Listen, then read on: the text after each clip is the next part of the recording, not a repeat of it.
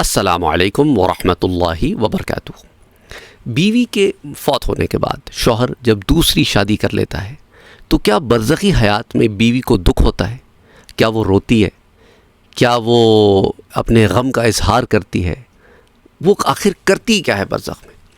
اچھا، اسی سے ملتا جلتا ایک سوال چند مہینے پہلے بھی آیا تھا، اس کا میں نے جواب دیا تھا آپ کو کہ اگر بیوی شوہر کے بعد انتقال کر لے تو کیا شوہر کو دکھ ہوتا ہے؟ اب یہ دوسری طرف سے یہ سوال آیا ہے کہ اگر شوہر شادی کر لے تو کیا بیوی کو دکھ ہوتا ہے؟ دیکھیے، جواب آلموسٹ وہی ہے۔ ہم اس دنیا کے قوانین کو اس دنیا میں امپلیمنٹ کر رہے ہیں۔ وہ عالم برزخ ہے، وہ روحوں کی دنیا ہے جہاں پہ انہیں جسم مثالی عطا ہوتا ہے، لیکن وہ روحانی دنیا ہے۔ وہاں پہ نفس ساتھ لگا ہوا نہیں ہے، وہاں پہ اچھے برے کی تمیز مختلف ہے، وہاں دکھ اور غم ان کی تمیز مختلف ہے۔ تو اس لیے وہاں پر جانے کے بعد وہ اظہار اس طرح نہیں ہوتا جیسے اظہار یہاں ہوتا ہے۔ اب میں آپ کو ایک روایت دیتا ہوں، مسند امام احمد میں آتی ہے، اور اس کو حضرت انس ابن مالک رضی اللہ تعالیٰ عنہ روایت کرتے ہیں کہ حضور اکرم صلی اللہ علیہ وآلہ وسلم نے ارشاد فرمایا کہ بے شک تمہارے فوت ہوئے رشتہ داروں پر تم لوگوں کے اعمال پیش کیے جاتے ہیں۔ اب وہ اعمال کا پیش کیا جانا کس کیفیت میں ہوگا؟ انڈیویجولی ایک ایک کر کے گناہ تو نہیں بتائے جاتے ہیں، ان ایک سمرائز ورژن کہ وہ تمہارے پیچھے اچھے کام کر رہے ہیں، برے کام کر رہے ہیں، ٹھیک ہے؟ اگر وہ اعمال اچھے ہوتے ہیں تو فوت شدہ لوگ خوش ہوتے ہیں۔ اب آپ مجھے بتائیں کہ ایک شخص جس کو شادی کی خواہش ہو وہ شادی کر لے تو کیا یہ کام برا ہے یا اچھا ہے؟ جذبات کو سائڈ پہ رکھیں، اللہ اور اس کے رسول کے بتائے ہوئے قوانین کے مطابق کیا یہ کام گناہ ہے، یا وہ کنوارا رہے اور وہ زنا کی طرف جائے، یا وہ کنوارا رہے یا اس کے اندر کوئی نفسانی خواہشات اس کو کسی غلط کام کی طرف لے جائیں؟ بہتر کیا ہے؟ شادی کر لینا یا نہیں کر لینا؟ That's basically the bottom line۔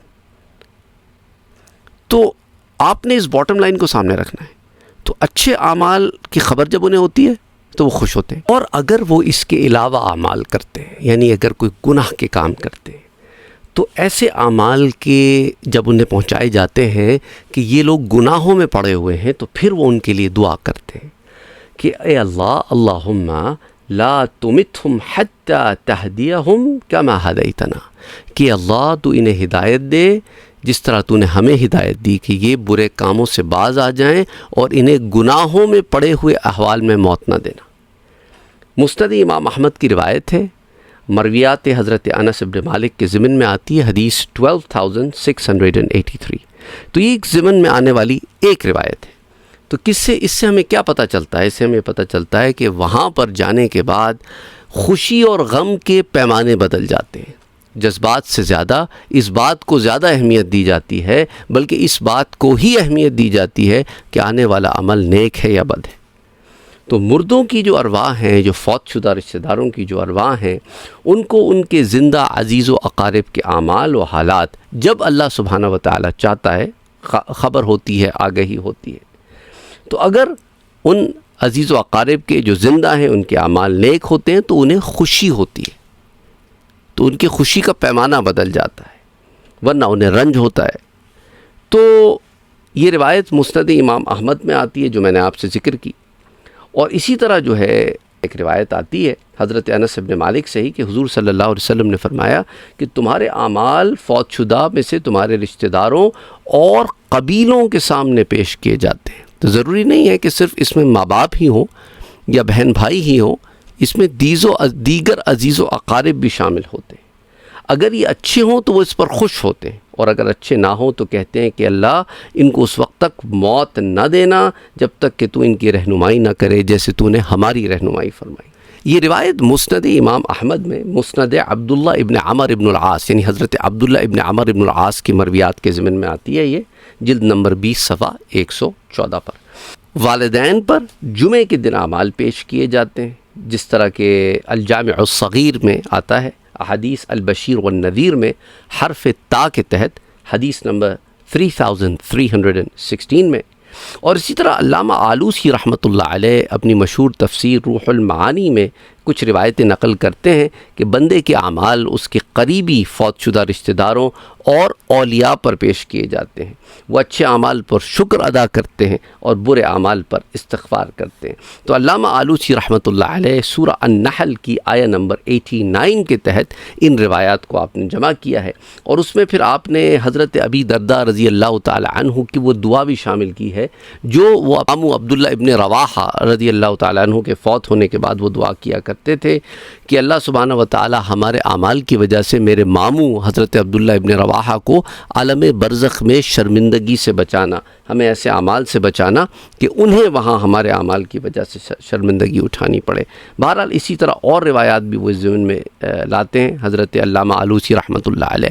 تو میں سمجھتا ہوں ان تمام روایات کو سامنے رکھتے ہوئے یہ بات تو واضح ہو جاتی ہے کہ ان کے دکھ اور غم کا پیمانہ جداگانہ ہے اور خوشی کا پیمانہ جداگانہ ہے. تو یہاں شوہر کے شادی کرنے سے انہیں کوئی غم یا دکھ نہیں ہوگا. اور جہاں تک عالم آخرت کا تعلق ہے تو جب جنت میں انشاءاللہ داخل ہوں گے تو اللہ سبحانہ و تعالی وہ تمام عورتوں کو جو ان کی زوجیت میں یہاں موجود تھیں وہاں ان کے ساتھ ملا دے گا. اور چونکہ جنت کا معاملہ یہ ہے کہ تمام جنتی ایک دل پر ہوں گے تو وہاں پہ وہ جو سوکنوں والی جلن، حسد، رنجش، غم وم یہ نہیں ہوگا وہاں پہ.